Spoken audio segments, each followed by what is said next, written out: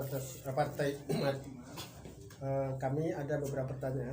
Pertama, ini informasi bahwa Subang ini dewasa ini punya 1,5 juta penduduk. Dari 1,5 juta penduduk ini 55% adalah perempuan, 20% adalah milenial. Ketua Pak Haji Dadis SH, bagaimana peluang Partai Umat dalam meraih suara perempuan 55% dari 1,5 juta? Nyampe. Baik teman-teman, terima kasih teman-teman media yang saya hormati. Terima kasih atas wawancara ini.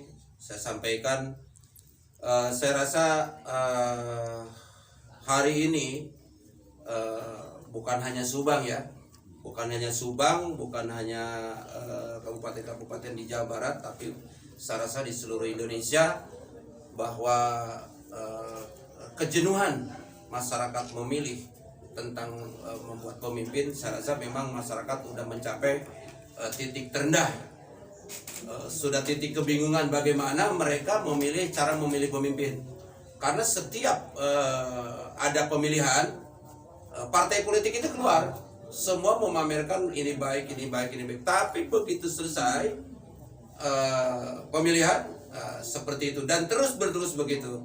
Nah inilah mungkin di sini konsisten salah satu tokoh nasional Pak Amin Rais membentuk Partai Umat dengan sebuah tagline ya yang sudah bukan hal baru di masyarakat, bahwa masyarakat sekarang untuk mendapatkan sebuah keadilan itu sangat sulit, luar biasa ya. Nah, Partai Umat memilih kader-kader terbaiknya untuk memikul melawan kezaliman, tegakkan keadilan. Nah, kalau mungkin kita pakai bahasa Al-Quran, saya rasa dengan 88,9% penduduk Indonesia yang muslim ini, mereka sudah tahu tentang amal ma'ruf nahi munkar. Nah, inilah yang hari ini diharapkan akan menjadi solusi buat masyarakat mendapatkan keadilan yang tidak selalu merasa dijolimi. Nah, teman-teman sekalian, khususnya mungkin anak muda ya. Nah, ini menjadi penting sekali agar anak-anak muda tidak boleh diam terhadap politik. Anak-anak muda ya, ini saya lihat masih sangat muda-muda, nah itu ya caleg-caleg kita yang akan menjadi salah satu penentu kebijakan di Subang ini. Kalian harus mau peduli politik, karena semua kebijakan ditentukan oleh orang-orang politik. Tatkala kalian yang muda-muda tidak mau peduli politik, ya pasti orang-orang gila, orang-orang jahat yang akan berkuasa. Dan inilah sumber kejoliman yang hari ini dirasakan masyarakat. Salah satu contoh, sekarang masyarakat mau nonton TV aja mati kan TV-nya kan, harus beli. Nah, ini jolim sekali pemerintah kita. Makanya ayolah kita harus peduli terhadap politik. Nah, terima kasih teman-teman sekalian, tokoh-tokoh semua. Saya rasa kita memang mutlak 100% kita sekarang harus peduli terhadap politik. Itu mungkin Bang. Ya. Ada beberapa calon yang kita hadapkan sekarang ini. Ada dari generasi milenial, ada dari generasi birokrasi, dan ada dari generasi pengusaha. Saya ingin bicara pada salah satu dari generasi pengusaha sekaligus generasi milenial, Bapak Anton Hermanto. Bagaimana Anda dari dapil mana? Dapil 7, Kecamatan tadi, kaum Minong Tambak Dahan. Ya. Kira-kira berapa persen atau katakanlah berapa suara yang akan Anda raih untuk meraih satu kursi? Satu kursi itu kurang lebih lah 7 ribu. 3 desa.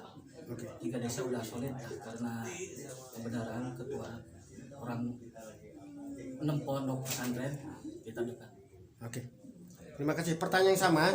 Ini sebagai contoh dari birokrasi, Bapak Cecep. Bagaimana pendapat Pak Cecep? Ya untuk di dapil PPK insya Allah karena saya mantan insya Allah saya bisa meraih. Berapa suara yang akan diraih? Ya kalau untuk menjadi minimal 7.000. Siap. Oke. Yang ketiga, Bapak Rano. Coba silahkan dengan pertanyaan yang sama.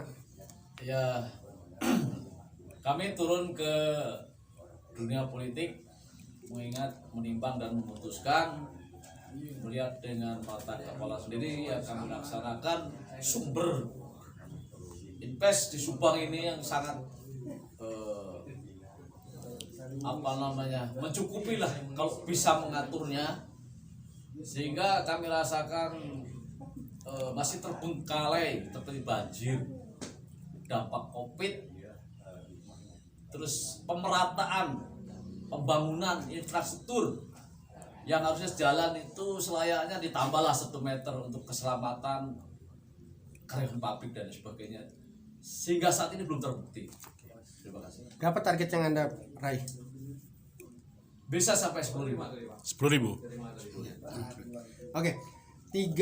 Anggap aja kita 3 perwakilan ini yang mewakili 50 calon legislatif untuk Partai Umat Dewan Pimpinan Daerah Kabupaten Subang. Kita lempar ke pertanyaan ke Ketua DPW, apakah Pak Ketua DPW melihat ini adalah sebuah hal yang potensi dan bagaimana merekomendasi mereka? Baik, terima kasih teman-teman media.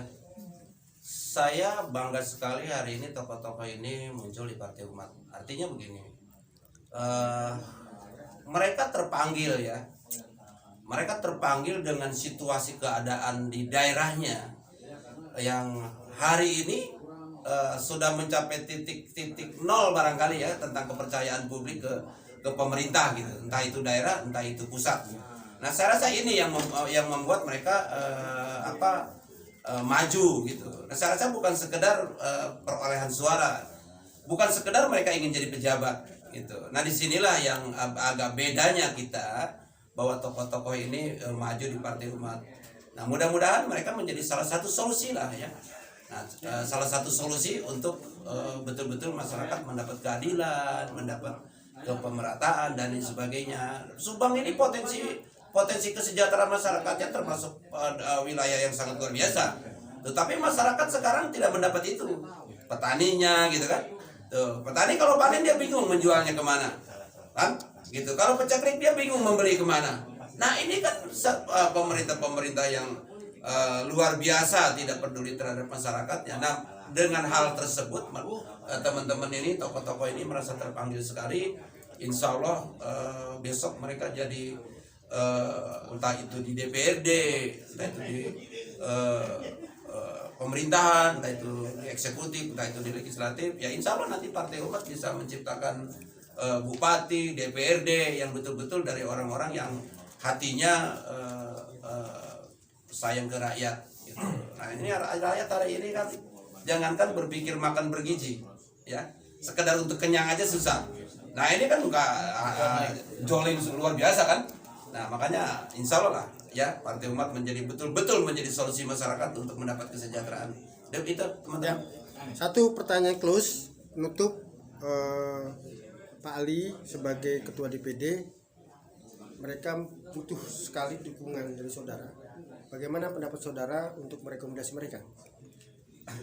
Pertama-tama kita melihat situasi kondisi terutama yang pemerintahnya yang memang selama ini saya melihat dari beberapa kekadiran di pemerintahan daerah Subang ini tidak ada perubahan sistem.